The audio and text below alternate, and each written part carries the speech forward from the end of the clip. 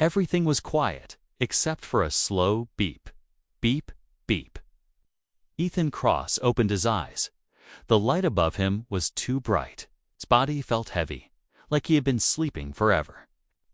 He tried to speak, but his throat was dry. He moved his lips, but no words came out. Suddenly, a face appeared beside him. It was not human. The face was long and smooth, with violet skin and glowing silver eyes. The woman, if she could be called, that looked at him with deep concern. "Careful, human," she said softly, placing a gentle hand on his shoulder. "You've been in a coma for over 20 years. Ethan blinked, trying to understand. 20 years. His voice was hoarse. It didn't even sound like his own. The alien woman nodded, her long fingers adjusting a control panel beside his bed. "You were part of the deep space mission Odyssey 9, she said. "Your ship vanished near Sector Delta X7. Memories came back slowly. He remembered stars, alarms, the ship shaking, then darkness. "What happened to my crew?" he asked, his voice barely a whisper. The woman looked away. "You were the only one recovered alive." Ethan's heart sank. He tried to sit up, but his body was weak. Muscles that hadn't moved in years screamed in protest. Machines hissed and adjusted, supporting him. "I'm Ethan Cross," he said, looking into her alien eyes. "And you are?" "I am Supervisor Thala," she replied. "You are currently on the planet Zyrian, inside a medical facility run by the Galactic Coalition that didn't make sense." The last thing he remembered, humanity was still exploring the Outer Rim. The Galactic Coalition was a name from theory and stories, not real history. "How long has it really been?"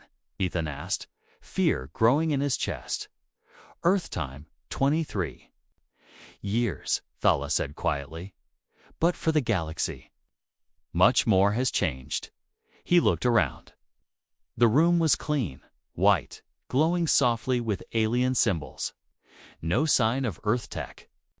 No humans in sight. Ethan was alone, very alone. "Why am I here?" he asked, trying to stay calm. "Why didn't you let me die with the others?" Thala hesitated. For a moment, her expression changed from gentle to cautious. "There was a vote," she said finally. "Most wanted you to remain in stasis forever. Some feared what you might bring back. Bring back." Ethan frowned. "What do you mean?" She didn't answer right away. Instead, she moved toward a nearby console and touched a glowing screen. A hologram appeared, Ethan himself, standing on a strange world, eyes glowing bright white, surrounded by dark energy swirling like smoke. Ethan stared in disbelief. "That's not me." "It is," Thala said. "That recording is from your last mission before your coma. But I don't remember anything like that." He whispered, "I don't have powers. I was just a pilot." "You were more than that," she said, her voice serious now. "Your DNA was modified. You were part of a secret project called Revenant." Ethan's mind was spinning. Coma, a forgotten mission, a project he couldn't remember, and now strange powers. He pulled the blanket off and tried to swing his legs off the bed. They shook. He almost fell. Thala caught him quickly, holding his weight like he was a child. "You need rest," she said. "Please don't push yourself." "I need answers," Ethan said. "I need to know what happened to my world." She hesitated again, then said softly, "Earth is gone." His heart stopped. "Gone," he repeated. "Destroyed during the conflict of the 13th cycle." She said, "Humanity is no longer part of the Galactic Council?" "No." Ethan whispered, pain filling his chest. "That can't be true." "It was," she said, her voice full of sorrow. "But maybe you are the last human." Ethan sat back, silent, broken. The silence was heavy then. From outside the room, he heard whispers. Soft alien voices. Soft alien voices. Tayla glanced toward the door and quickly turned back to Ethan. You must not speak to anyone yet, she said. Some believe you're dangerous. They think your waking will bring back the ancient darkness. Ethan frowned. What ancient darkness? Tayla said nothing.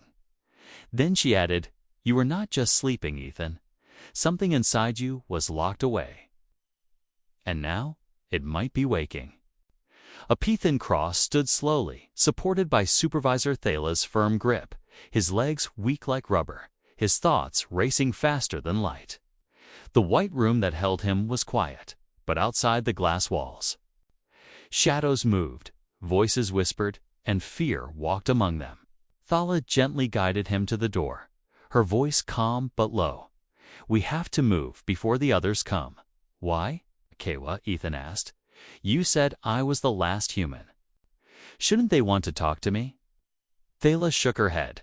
Some do, she said, but others want you frozen again or worse. The door opened with a hiss, revealing a long corridor glowing with soft blue light as Ethan leaned on Thala. They passed tall alien guards in silver armor, each one giving him a strange look, not of curiosity, but caution, even hate. No one smiled, no one waved. He was not a hero here. He was a problem. They stepped into a large observation deck that looked over a massive city made of floating platforms, sky trains, and domes of light. Alien species of all shapes and colors moved below winged beings.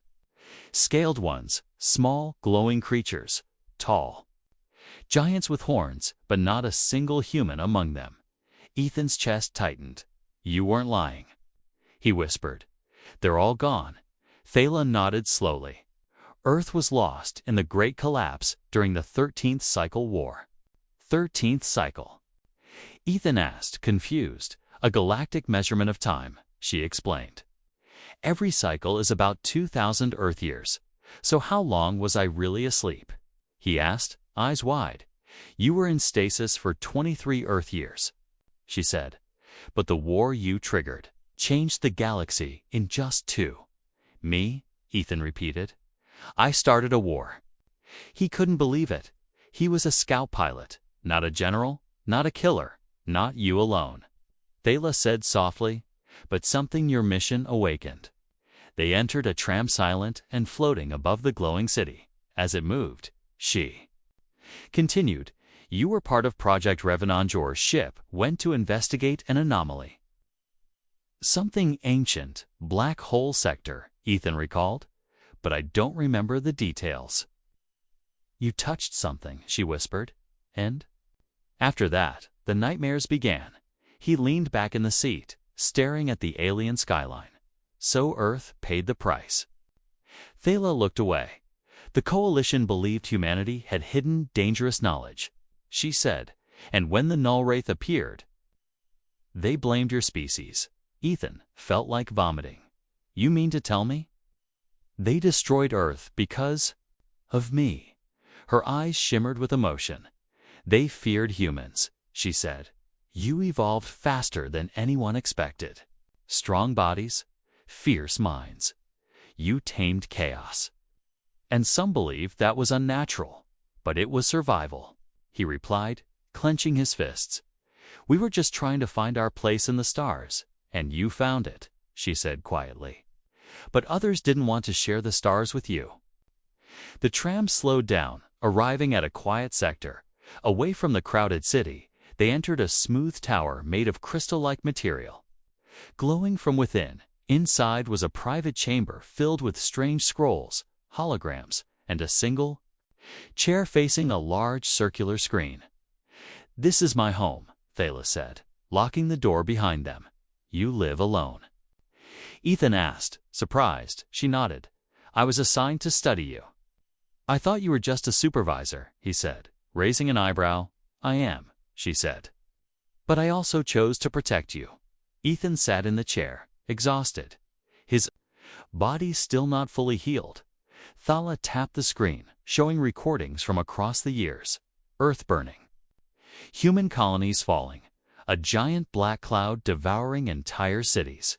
And at the center of it, all his ship, the Odyssey 9, drifting into a dark void and vanishing, then reappearing without crew, with Ethan in a sealed cryopod and Strange. Runes glowing on the ship's hull. "What is that?" Ethan asked, pointing at the markings. Tala's voice dropped to a whisper. "The language of the Null Wraith." "What is it?" "A creature of forgotten time," she said. "Not a god. Not a machine. Something in between. It feeds on minds, memories, and will." "Why did it choose me?" "Maybe because your mind is strong," she said. "Or maybe because—" "You woke it up." Ethan closed his eyes. His memories were still a blur, but nightmares were coming back. Screams, cold wind, dark laughter echoing through space. He opened his eyes and looked at Thala. "Why are you helping me?" he asked. She hesitated, then spoke softly. "Because." "I've read your file," she said, "and I know you tried to stop it. You risked your life, but they blamed you anyway." Ethan swallowed hard. "So what now?" "I hide." Thala shook her head. "No," she said. "Now." "You remember?" She reached into a drawer and pulled out a small data crystal. "This was hidden in your cryopod," she said. "It's encrypted with your DNA." Ethan took it. Slowly, feeling the weight of something more than data, it was a message from the past. From himself, he stared at it, then looked back at the alien who had saved him, and said, "Let's find out what I was trying to say." Ethan stared at the small glowing crystal in his hand. It was warm, humming softly like it remembered him. The room was silent, except for Thala's quiet breathing behind him.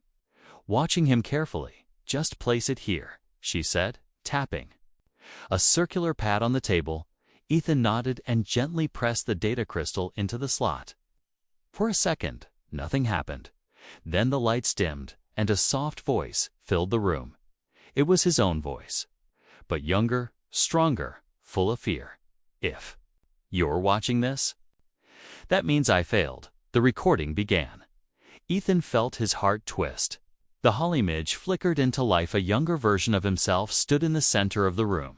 Battered, suit torn, eyes wide, face pale. "This message is for me, or anyone who survives the past," Ethan said. "We found something on the edge of the black hole. Not a weapon, not technology. It was alive. Or maybe it was just pretending to be." Thala stepped closer, her expression tense. "It called itself the Null Wraith." The recording continued. "It spoke without words. It entered our minds. It showed us every fear, every regret. Earth burning. I saw my mother crying. I saw myself drowning in space, again and again." Ethan clenched his fists, the memory crawling back like icy fingers on his spine. "It touched me," the recording said, trembling. "It changed me. I can feel it in my blood. It said I would be its vessel, its anchor to this galaxy." Thala gasped softly. "A vessel." The recording paused, flickered, then spoke again. "They can't know. The Coalition finds out, they'll kill us. They'll wipe out Earth. Please, if you wake up, don't trust them." Then the crystal dimmed and powered off. Silence returned. Ethan stared at the table. Unable to breathe for a moment, he felt it now, deep inside him, like something was watching from the shadows of his soul. Something old, something hungry. "That's why they feared you," Thala whispered. "They didn't destroy Earth out of anger. They did it out of fear." Ethan looked at her, his voice low. "They thought I'd spread the Wraith to others." "Yes," she said sadly, "they believed. If anyone touched your mind, the Wraith would move into theirs, so they erased everything," Ethan said. "My people. My history. All because I saw something I wasn't supposed to." Thala stepped forward, placing a hand gently on his arm. "But it's not your fault," she said. "You tried to stop it." Ethan pulled away, standing up. "But what if I'm still infected?" What if I bring it back just by being awake? She shook her head. You've been alive for 23 years, Ethan. If the wraith was inside you, we would have seen the signs. Maybe it's just sleeping, Ethan whispered, waiting. Suddenly, the room lights flickered. The screens across the chamber glitched, showing flashes of strange runes like the ones from his ship's hull. And in the middle of the glitch, a black mist slithered across the screen. Ethan's breath caught Thala. Did you see that? She nodded, eyes wide. Yes. And it wasn't coming from the crystal. That signal came from you. Ethan stumbled backward, his hands shaking. No, he whispered. It's still in me, Thala. Touched a panel and opened a secure come line. Lockdown Sector 19. No one enters or leaves this room. A voice responded, confirmed. Security grid activated. I can't stay here, Ethan said, backing away. I have to leave before I hurt someone. I won't let them take you, Thala said quickly. There may still be a way to separate you from it. He stared at her, shocked. Why are you helping me, Thala? You could have left me frozen. Why risk everything for a human? She looked into his eyes and said simply, because I saw your memories. What? While you were asleep, I linked with your mind, she said softly. Not to harm you, but to understand you. Ethan's jaw clenched. You went inside my mind. I saw Earth through your eyes, she said, stepping closer. The oceans, the mountains, your family, your dog, your childhood, your pain, your love, your hope. Ethan stood frozen, speechless. You're not a monster, she continued. You're more human than any of us. Before he could speak, an alarm rang through the building. A mechanical voice echoed across the room.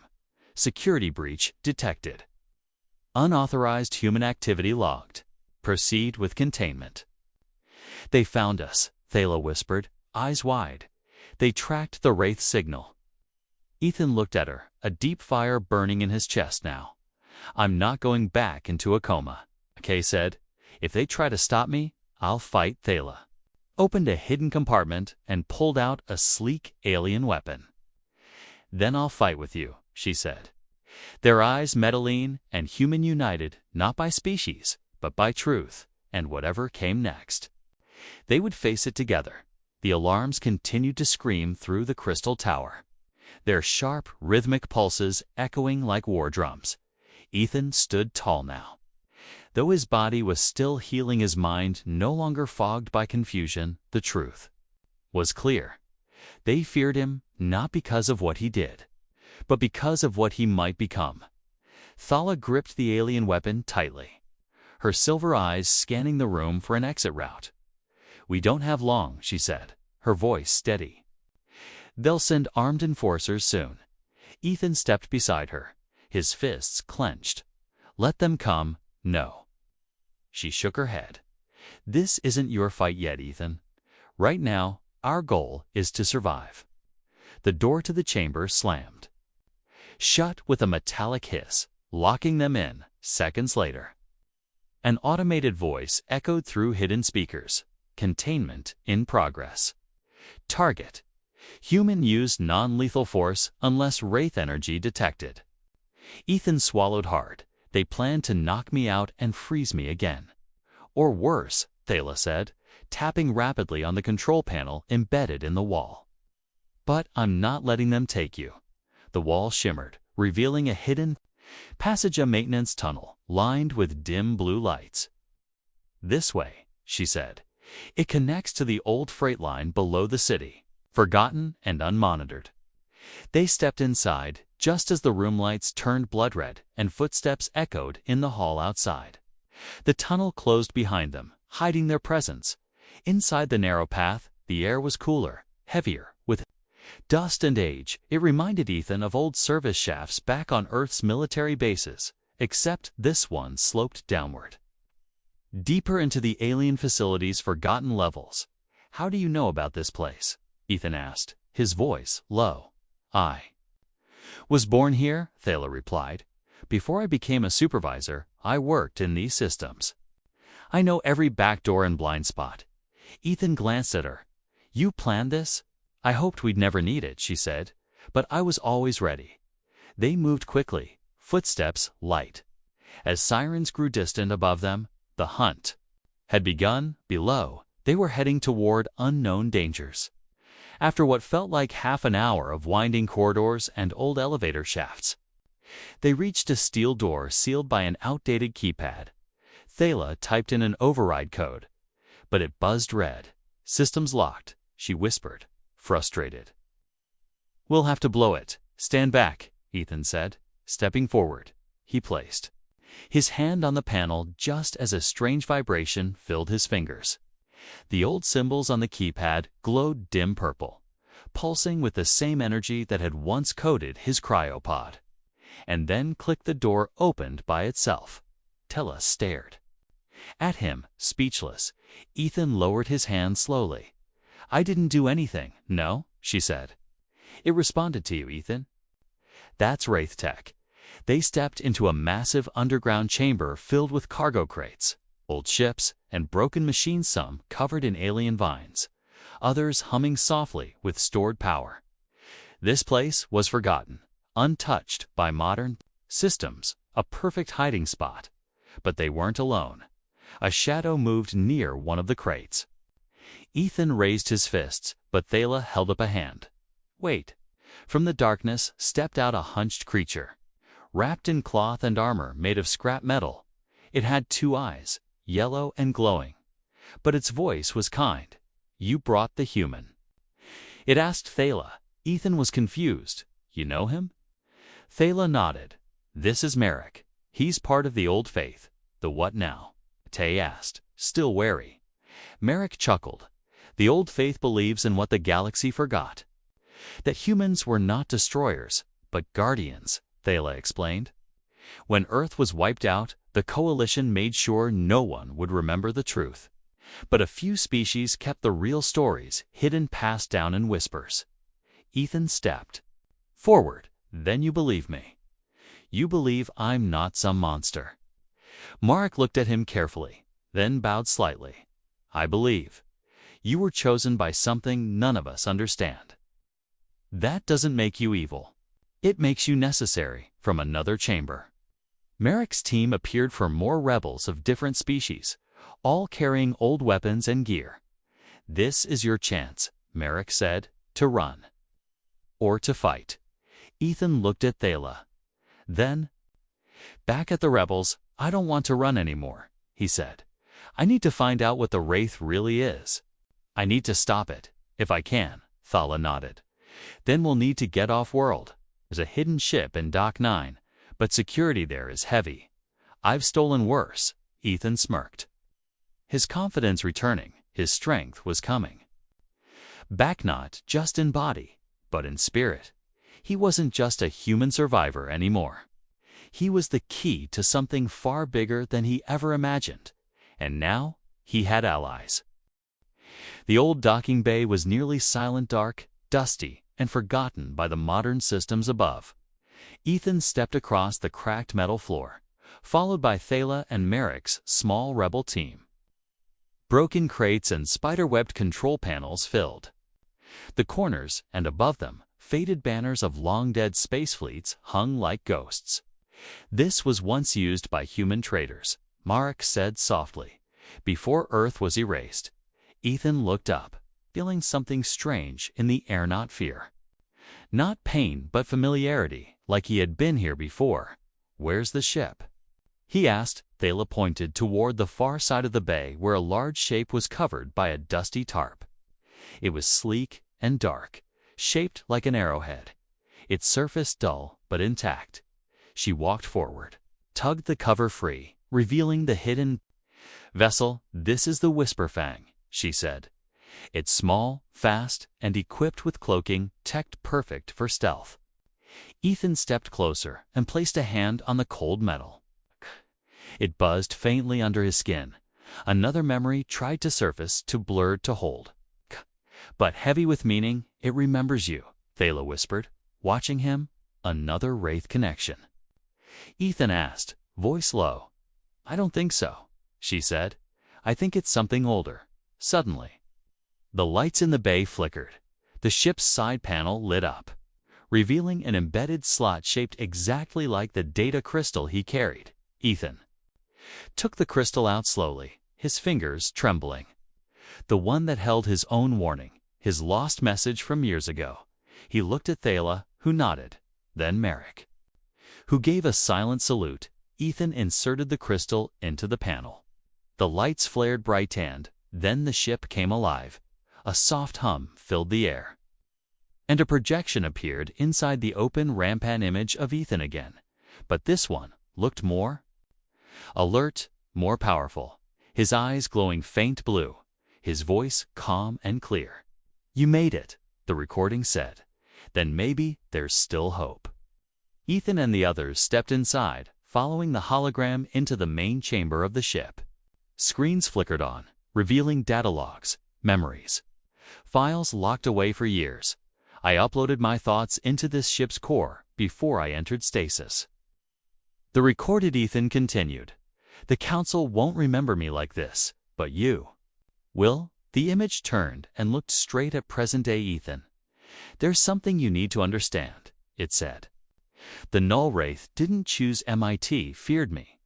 The others stood frozen, listening as the ship's lights dimmed to reveal a star map of the galaxy.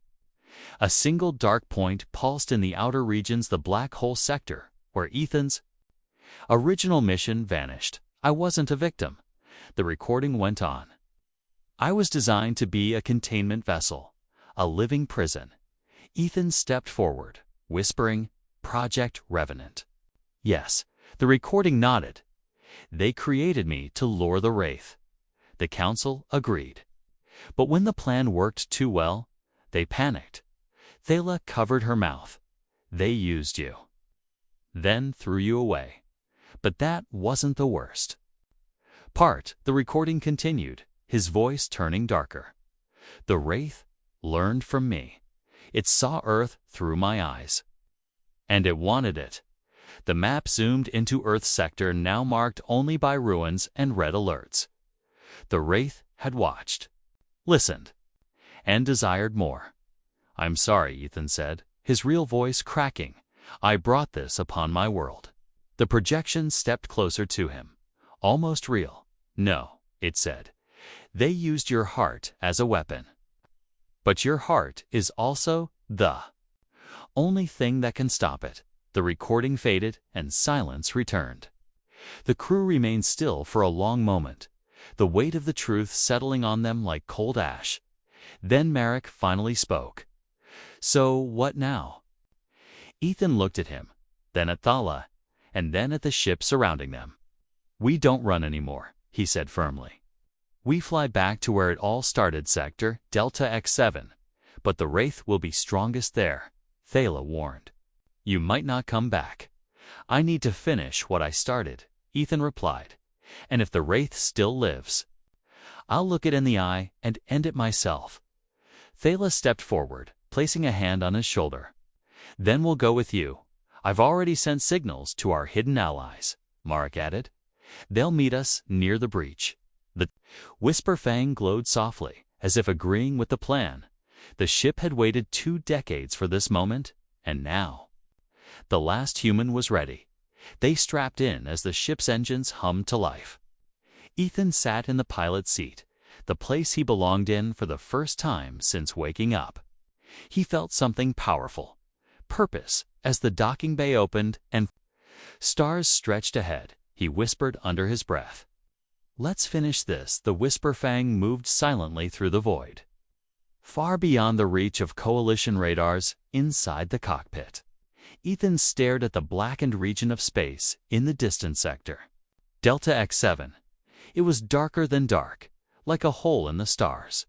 The place where it all began. And where it might all end. Thala sat beside him, reviewing ancient coordinates that had been buried in forgotten archives. Marek and 2 rebels prepared weapons in the lower chamber, though they all knew guns might not save them from what waited. Ethan adjusted the flight controls, then glanced at the blinking symbol pulsing on the screen. A spinning spiral of purple and red, the Wraith's signal. Still broadcasting? He muttered. Even after 23 years.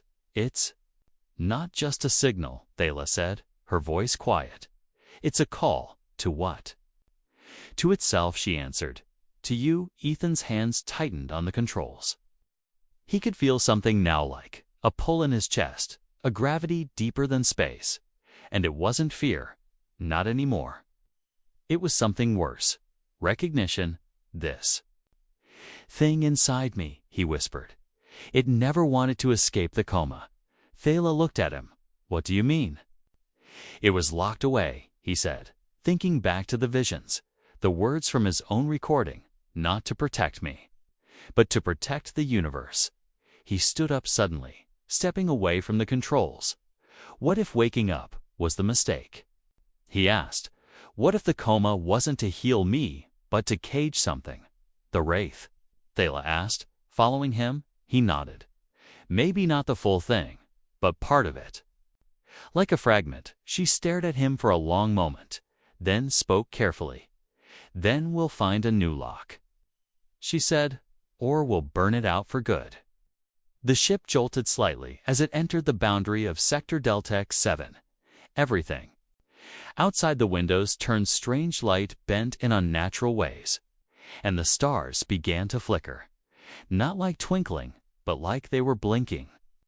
Watching Marak enter the cockpit, his rough voice low, the breach is ahead. Ethan looked at the view screen, and his breath caught. There it was, his old ship, the Odyssey 9. Floating near a swirling black mass of light and shadow, it hadn't moved in decades, yet it looked untouched, frozen in time, around it. Small debris drifted, pieces of ships that had tried to investigate and failed. We're not alone, Merrick growled, pointing at a distant blip. A coalition ship, cloaked but detectable to the Fang's old sensors, was circling slowly. Watching, they followed us, Thela whispered. Or followed you, Ethan. Looked at the Odyssey, then back at the crystal embedded in the Whisper Fang's console. It's time, he said, standing tall. Dock with the old ship. I'm going in. You're not going alone, Thela said quickly. You might need someone to pull you back, Marek added, tapping his chest plate. Ethan didn't argue. Part of him wanted someone near Binod to fight for him, but to remember him if he didn't return. They moved through the connecting tunnel and entered the ghost ship. It was cold, silent, and exactly as Ethan remembered, except the colors were wrong. The walls pulsed faint purple. The lights flickered. Like heartbeat signals, Thala looked around, whispering, "This place is alive." They followed the signal down to the cryo chamber where Ethan had once slept. The pod was still open, still glowing with a pale mist, and beside it, a strange black orb hovered, small, no larger than a child's head, but filled with swirling shadows. "That's it," Ethan said. "That's what touched me." The orb pulsed. And suddenly, a voice echoed in his mind, not in words, but in feelings, warmth, then cold. Then the sound of a child crying, then silence. It was showing him memories, but not his own memories. Stolen from thousands of minds across thousands of years, Ethan stepped closer, and the orb stretched toward him like a fog reaching for its flame. "Ethan, stop," Thala warned, raising her weapon. But he didn't stop. He placed both hands on the orb, and the room turned black. In his mind, he saw everything. He saw his crew screaming in terror, being consumed by the Wraith. He saw Earth calling for help. And silence in return. He saw his younger self choosing to freeze his own body to lock the Wraith inside. The coma wasn't an accident. It was his last choice. Suddenly, Ethan shouted, "I remember now." He turned toward Thala and Merrick, his eyes glowing faintly. "I volunteered to carry the Wraith," he said, shaking. "I chose to take it into me, 'cause no prison could hold it." Thala stepped forward. "Then we end this now." Ethan nodded, looking down at his hands. "I can pull it all into one place," he said, "but I won't survive it." "No," she whispered, eyes full of pain. "I have to," he said. smiling weakly. This was always my purpose. The orb pulsed again, growing. Feeding, but this time Ethan gritted his teeth and pulled it into his chest, screaming. His body lit with fire and shadow. Thala ran to him, grabbing his hand. "You're not alone anymore," the wraith screamed through, him fighting for control. But it was too late. Ethan's heart was stronger. The darkness collapsed in. A burst of light, to be continued in Part 7. The last hum. Light exploded through the corridors of the Odyssey 9. The black orb had vanished, swallowed whole by Ethan's body. The wraith was no longer outside him. It was inside, and Ethan Kress, the last human, stood at the center of it, all fighting. A war that no one else could see. Thala held his hand tightly, her skin glowing from the energy that surged through him. "Ethan, don't let it take you," she cried. "Stay with me." Ethan's body trembled, but he didn't scream anymore. He was beyond pain now. His mind was inside a storm of memories, not just his own, but stolen ones. Alien voices begging for mercy. Ancient cities falling into black fire, stars dying. With a whisper, the wraith whispered temptations into his mind. "You are alone. Let go and sleep again. Earth forgot you. Why protect them?" But Ethan saw a different memory. His mother holding him as a child, his team laughing. Over stale rations, the blue skies of Earth, the kindness in Thala's alien eyes. And he answered the voice, not with words, but with defiance. "No," he whispered through clenched teeth. "I'm not your prisoner. I'm your end." The ship shook violently, its walls pulsing with waves of light and shadow. Marek and the rebels outside scrambled for cover, shouting. Over the comms, the ship's breaking apart. "What's happening?" "It's Ethan," Thala answered. "He's burning the wraith from the inside." The wraith screamed again, but this time it was a scream of fear. It hadn't expected Ethan to fight back. It hadn't expected human will to be stronger than cosmic hunger inside his mind. Ethan stood face to face with the creature. It had no true shape, just swirling black mist. Voices and flashing memories. But Ethan didn't need a weapon. He had something the wraith couldn't consume. Hope. He opened his arms wide, embracing the pain. He remembered every person he had lost, his crew, his planet, his people. And instead of breaking, he forgave them all. The energy inside him exploded. Light surged through the ship, through space, and the wraith screamed one last time. Before it was gone, just like that, silence returned. The Odyssey 9 floated still in space, no longer dark or cursed. Thala held Ethan as he collapsed into her arms, his body smoking, his skin pale. "Ethan?" she whispered, brushing the hair. From his face, he opened his eyes slowly, weakly. "Did we win?" he asked, his voice barely a breath. "You did," she said, her voice cracking. "You saved everyone." Marek entered the chamber, bruised and limping. "It's over. The signal is gone. The wraith is gone." Ethan tried to sit up, but couldn't. His strength was fading fast. "I'm sorry," he whispered. "I don't think I'll make it back." Thala shook her head, tears filling her eyes. "No, don't say that. You have to make it. You're the last of your kind." Ethan gave a small smile. "Then maybe? Let this be humanity's final gift." She held his hand tightly, refusing to let go. "You're not alone," she said again. "You never were." His breathing slowed. The ship was silent, the stars still. But just as Thala thought he was gone, something strange happened. The light from the Whisper Fang pulsed, and the crystal in its core began to glow brightly. The ship was responding, calling to Ethan. His body lifted slightly, surrounded by soft energy. Thala stepped back, watching in awe as the glow wrapped around him, not burning, but healing. His eyes fluttered open again, and his voice returned. Stronger this time, I think. "It's not my time yet." he said with a faint grin. She laughed through her tears. No, not yet. The ship had preserved him once. Now it gave him life again. They returned to the Whisperfang.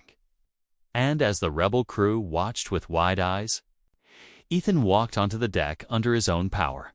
Marak saluted him deeply. You carry more than your species now, human. You carry hope for all of us. Ethan looked out at the stars, then down at Earth's former position on the galactic map. It was marked red but now. He would change that. Earth may be gone, he said, but humanity isn't. I'm still here, and I'll make sure the galaxy remembers us not for war, but for this, for what we did today. Thala stood beside him, her fingers brushing his. What now? She asked. Ethan looked at her, then back at the stars. We rebuild, he said. We protect. We live. And as the Whisperfang turned away from the cursed sector and into the future, the last human smiled, no longer broken. No longer alone. He was not just Ethan Cross anymore. He was the guardian of memory, the one who woke up from darkness and chose the light.